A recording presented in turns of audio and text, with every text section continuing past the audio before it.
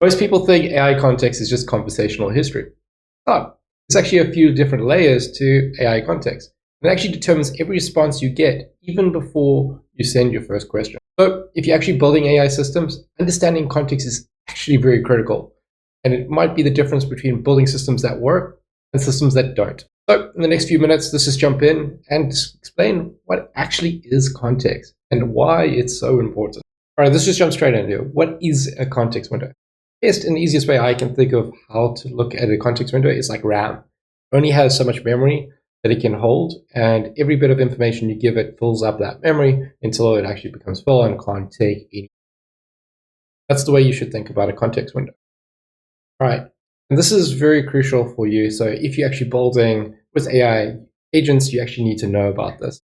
And let's just start with the basics. So imagine you're actually talking to ChatGPT. And how does context actually look like with ChatGPT? Well, some of you might actually not even know this, but there's actually already some context filled out for you before you even start. And that is the system prompt. Sometimes you can actually change what the system prompt is if you're building your own AI applications. But this for ChatGPT example that we're talking about right now, that is already pre-filled for you. So even before you state your first question or even put an enter in, there's already a bit of context that is pre-allocated to the system prompt. Then you will come with your question that will also take a bit of the context. And when the AI returns back a response, that also takes up a bit of context. And this can go back and forth to your question and answer and keeps on filling up the context until it's full. In ChatGPT's example, when the context gets full, they just basically cut the top bits. So your first few answers here, they just take that away. They keep the system prompt, but they kind of just take the first question and answers out, and they kind of rely on the last bit of information because generally it's formatting how your question was answered and kind of compacting it all together. That's why you see as your questions grow, you sometimes feel like it's losing track of what your original goal is, and that's kind of the reason for it. And that's also why getting your first question and prompt to a good degree is so important, because it actually gets it all in the first context window, and it's not going to be drifting as you go. So just to show what that looks like on screen, if we've got both of these and it keeps going. So say it's down here, and now we've run out of context. It'll actually come up here and chop off this one. So you've got a bit more room to work with, and just move this one back up. That's pretty much how ChatGPT works under the hood in terms of defining context. They do have other little things, like they'll try to get summaries and things like that in memory, but we'll take that at a different point. All right. So with ChatGPT out the way, let's talk about using this in actual AI tooling, because this is the point of this. So imagine you working on OpenCode. I'll stick with OpenCode for now. And you starting your, so this actually talk about context window for AI tooling, like OpenCode, Cursor, and Claude Code. So what does this actually look like? So if we actually just jump to Cursor here, we'll see at the bottom right here, there's this little round box here, that actually showing how much context we have. And if we hover over it, we can see we use 23.9% of it, which has got a context window of 272,000 contexts. That's how much context is used in this little flow right here. And if I close this and I open up OpenCode, and just like a random example I'm working with, we can see the same is shown here. You can see it's 42.1, which is 21,000. It's 21%. But essentially, hopefully you understand how context is shown in AI tooling. And it's pretty much very similar to ChatGPT, but a few caveats. So before you even start your prompt, sometimes if you don't have a system, you can actually have an empty system prompt. But in this day and age, very unlikely, you always will want a standard system prompt. System prompt is still there. But the difference comes in actually have tools that are also taking up some of the context. Probably not as big, but it will have a lot of the tool definition.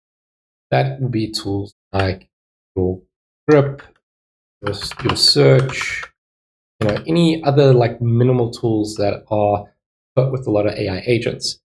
That also takes up a slot. And if you've got MCPs, MCP information will also be put into the context. And how the MCP works is it actually does a request up to the MCP server to ask what tools are available, and then fills that information with what tools are available, how to call them, and what to return. That also fills up context. And pretty much that is before we even sent our first question in terms of asking, hey, we've got this code problem, can we solve? So assuming we actually send our question to that response, we can already see our context is quite full already in terms of this illustration. And is this so important? So there's actually been a lot of studies and a lot of different examples showing up to a 64% increase in performance just with AI tooling if your context is low and specified. You never want to really grow your context too big. You kind of want to keep it in point and laser focused. This is kind of why I'm explaining a lot of what I'm showing on screen, so you can visually see what is going on here. How do we combat this? Like what's happening? What's going on in the industry to really make better use of this? And I want to talk about two things. I actually want to talk about Claude codes and subagents. Okay, because what actually are Claude skills? There's a lot of like talk about them, but I like to talk about a bit more of this. And you can think of Claude skills a little bit like tools, but without telling Claude this is everything it needs. This just tells it, hey, there's certain skills available. So I could say I can climb, but I'm not giving it what are the constraints of climbing and what is the return from climbing. I just say climbing is used for, transversing vertical objects. That's all I'd give Claude. And when it wants to actually see if the tool is relevant, it will then grab the tool metadata, which will, in this case, is Claude skills, and then pull that in, only the necessary data. And then we'll do a response on that. So Claude skills, the way you should think about it is a different alternative to tools, because you can like say what skills are available, and then it can pull out what skills need with the relevant tools information and actually run that. That's like the idea. Claude skills is trying to compact context. And what is subagent? This is where I get excited with, and this is kind of where I'm taking a lot of things. Subagents actually have their own context window. So, it still has its own system prompt, and it gets given information from this side. So whatever comes from our top agent to our subagent is passed through. And this will be that system. So this will just be the question from our main agent. And this is the relevant context, and then it will do its own thing. But again, subagents can also have MCP.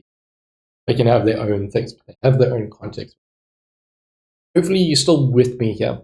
We've defined, that every agent has a limited amount of memory called context window.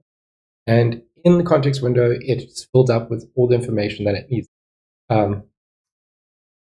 That context window is filled up with all the information it needs to perform the task. So that's from the system prompt, your question, to relevant tools, keys if that's defined, or even skills that it could use for like Claude code, or any sub-agent that it could also call it. That's all contained in the context window. And we also know as the context window grows, accuracy seems to decline, especially for coding tasks. This is why it's so important to try keep a context window, let's say under 100,000 tokens is kind of where you want the sweet spot. Want it below that. So try keep that as like that figure in your head, just to get better response. Depend on the model, but that's just a safeguard from the research I've seen.